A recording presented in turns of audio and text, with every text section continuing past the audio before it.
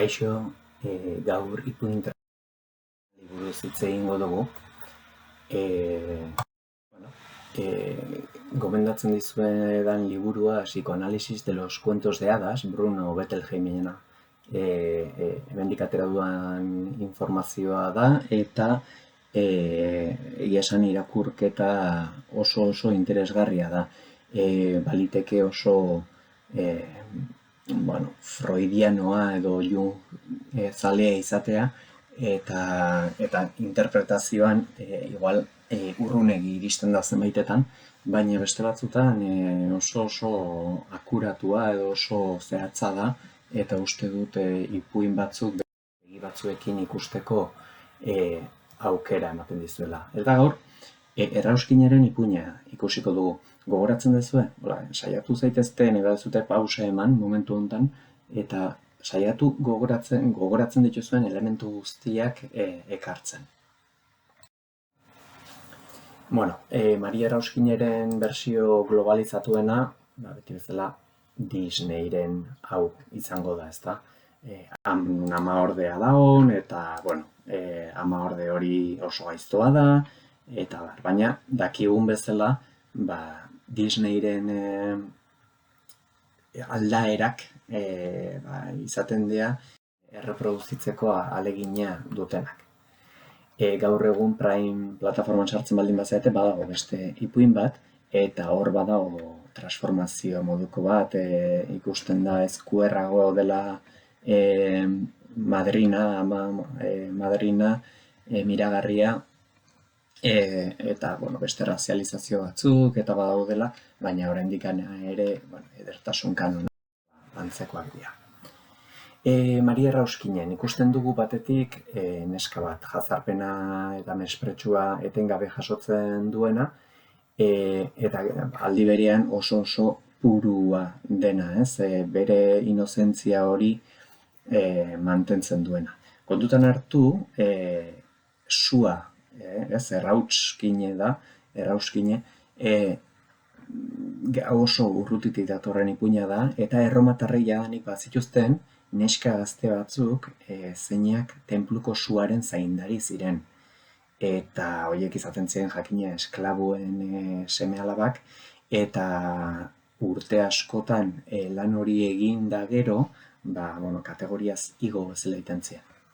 Gero dago haurtzaroaren bisio bat, paradisu bat dena, eta etxea eta ama babesa da. Baina, hemen guk buruan edukitzen dugun bersioan ez gara amaz gogoratzen baizik ama-ordeaz, eta ama-ordea oso gaiztoa izaten da. Kontutan hartu behar dugu ama-ordeo gaizto horren figurarekin kontu zibili behar dugula, gero eta harrerako haur gehiago ditugulako, eta hor ama-orde asko edukitzeko aukera da. Eta, dibortzioak eta ere. Errautsaren eta heriotzaren arteko lotura, Indian oso ohikoa da apaizek, alegia hango saduak errautsez estalita egotea, eta hemen ere konfirmazioa errauts bidez egiten da, hauts gara eta hauts bihurtuko gara bezalako esaldiak badaude kristautasunean, eta errauts horietatik berpizten den txoriaren ideia hori, esango genuke alegiatan, kondairatan Fenixek gorpuzten du. Hasiko gara Perrolten bersioakin. Perrolten bersioan Errauskinen aita eta ama-ordea ezkondu egiten dira, eta ama-orde horren alabak, biologikoak dira desoreka eragiten dutenak. Orduan badator dantzaldean albistea eta miragarriak laguntzen dio. Printzea txunditzen da, eta Errauskine garaiz erretiratzen da. Eta festan gertatzen denaren bersioa aizpek ematen digute. Gero bigarren dantzaldi bat dago, eta hor bai Errauskine presaka doala eta zapata galtzen duela. Eta hor ere aizpek ematen dute bersioa. Eta zapataren jabearen bilaketan hasten dira, eta aizpak saiatzen dien gainatzen, baina harrapatzen dituzte, eta azkenean Errauskine ezkontzen da printzipearekin, eta aizpek printzearen laguntzaileekin ezkontzea lortzen dute. Alegia badago aizpentza esperantza.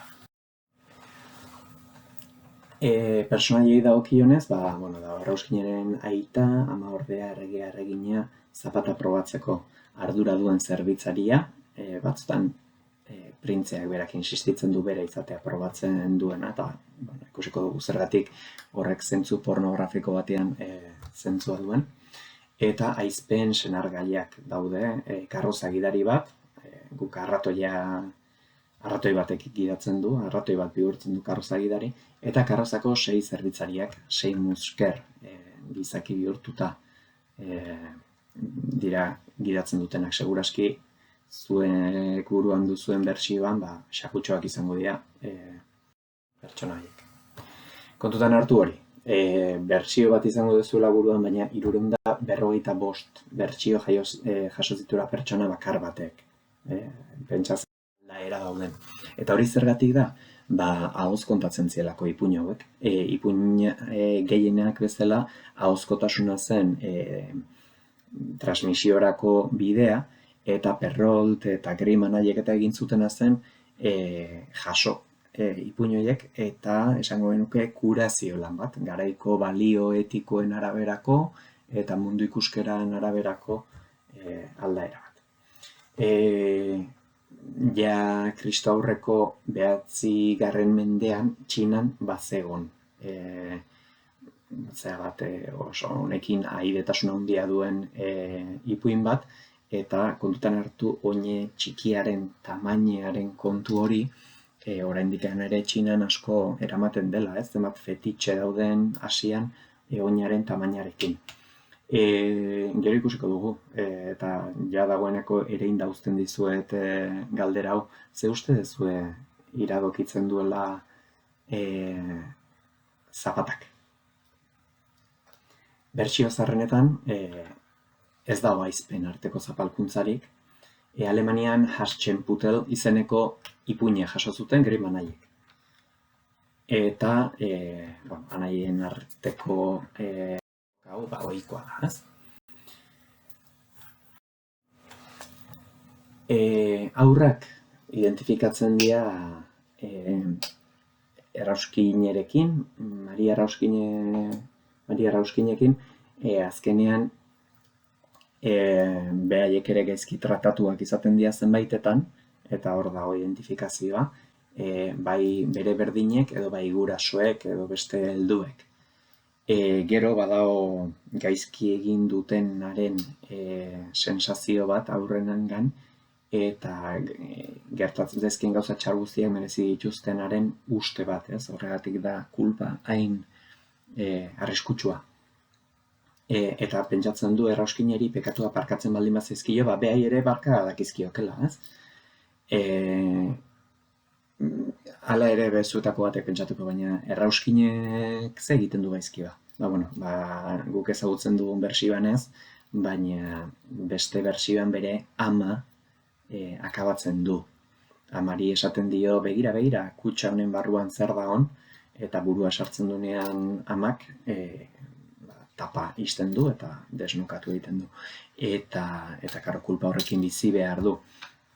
Kasu horretan, alabaren eta aitaren arteko maitasun elektra komplejua edo deitzen maitasun hori dago.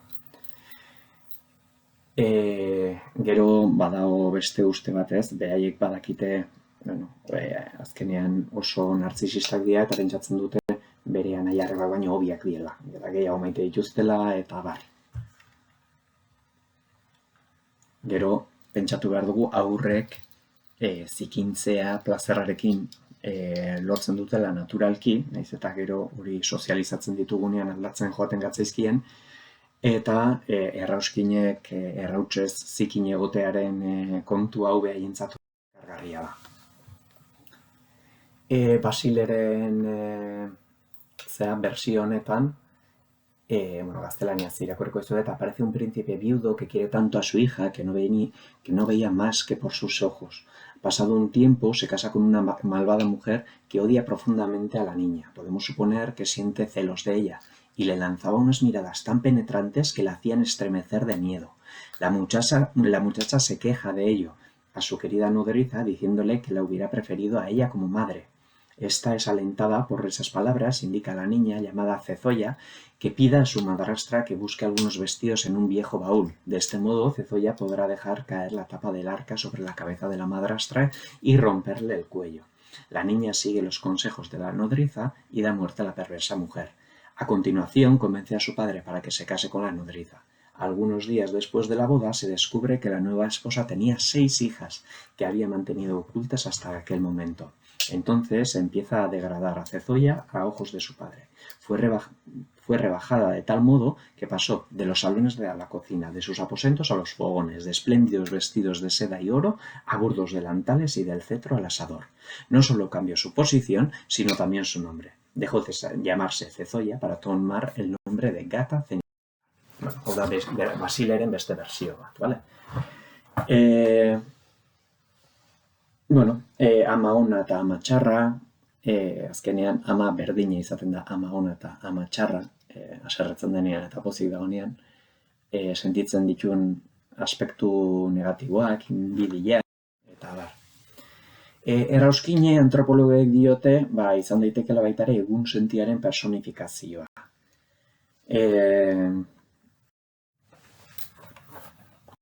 Ere bihurtu da, eta lehen ere indizuet galdera bat, alegia, ze uste dezue simbolizatzen duela zapatak. Errauskineren kristalezko hori ere parentesi artean hartzazue. Zapatak. Bazen behin galdera alu xamar bat. Bai. Zapata alua da. Eta orain zapata edo oin txikia edukitzea alu edo vagina txikia edukitzearekin, alegia erabili gabea izatearekin, odolik egin gabea izatearekin lotu behar dugu eta egia esan perversoagoa ditugunak, ez? Momentu ondatikan aurrera. Kalkulatzen da 600 bertsio inguru daudela gaur egun. Eta lehen kontatu dizuet Virgen Bestal hauek 6 urteko esklabuak nola hautatzen zituzten suaren mantentzeko, ez?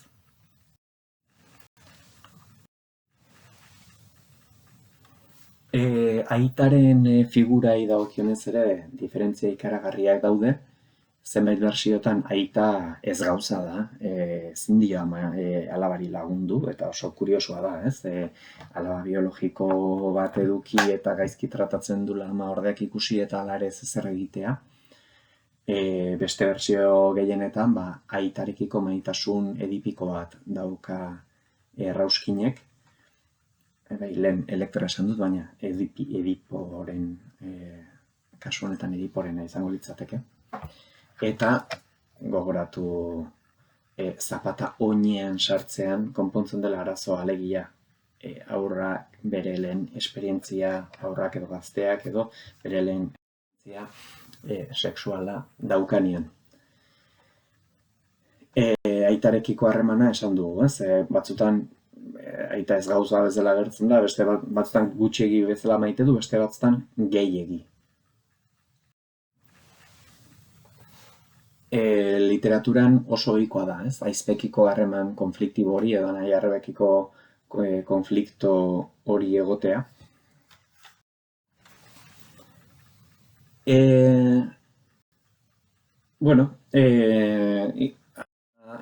Ediporen zea hortan oztopoa da, ez? Azkenean alabak nahi duna da aitarekin ezkondu edo harremanak izan, eta oztopo bat da. Errauskinek toleratu egiten ditu gaizki tratatzearen zea guzti hauek, resignazioan eta espektatiba ezean laguntzen du. Esango genuke estoizismoa gaur egun modan jartzen ari da berriro eta nahiko balore estoikoak daudela. Baina ziurtasun bat bezala dago, ez, karma aldetik bezala, azkenean ongia gaizkiari gailenduko zaiola. E, eta azkenean animali batzuk edo izaki magikoa behar duena ematen diotena pertsona horre. Ipuin askotan, esan dugu alabak ama hiltzen duela eta lurperatu egiten du eta hortik jaiotzen da zuhaitz bat eta txori-txuri bat dago. Vladimir Promptek 7 funtzio zehaztu zituen erasotzailea, emailea osagarria, printzesa agindu emailea, heroia, antagonista, eta horiekin topatu ditzakegu. Hala ere, 31 funtzio narratibo hauek eta 7 funtzio horiek ez ditugu hontan egingo denboragatik.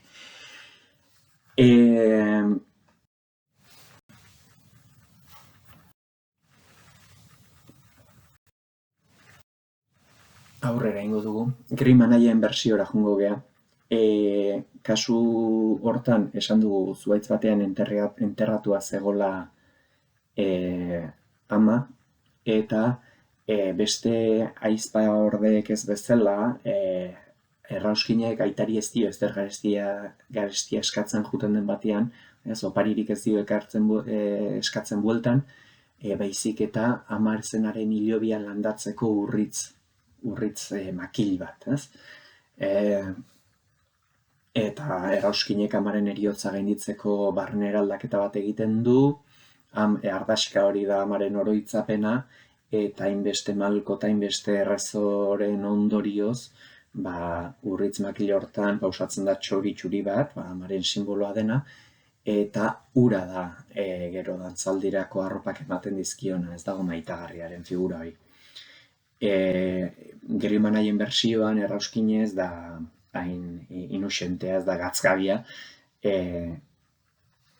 eta ama ordeari erregutzen dio dantzaldira joaten uzteko, eta amak lan pila bat egin dio, dilista poto bat botatzen du sukaldeko lurrean, eta dilistak banan jaso behar ditu errautsa artetikan. Grimm anaien bertsioan, eta orain hasten gea zapatei buruz, zapatak ez dira kristalezkoak, baizik zilarrezkoak hasieran eta gero urrezkoak. Hori ere, seguraski berria izango da, askorentzat. Eta 3 aldiz joaten da dantzaldira, eta esango nuke lehenengoan usategi batean ezkutatzen dela, bigarrengoan ere ezkutatu egiten da, eta esango nuke erakarpen fisikoa sentituagatik ez duela hasieratik bere gorputza entregatu nahi. Pixkat hori da egin daiteken irakurketan, ez eta 3. bai, badirudin entregatzen diola. Eta zapata jaztera doanean, aizpa ordeen gana, aizpa ordeek behatza moztu egiten dute hanka zapatan sartu ahal izan dadin. Eta txoritxo batzuk dira abisatzen diotenak, zapata hortatik odola ateratzen da, eta horrek abisarazten dio printzeari zapata zerbait gaizki doala, ez? Eta pentsatu zazuelen alua zaipatu baldin badut, alegia alu horrek dagoeneko odola bota du, da abisatzen diotena, ez da Virginia.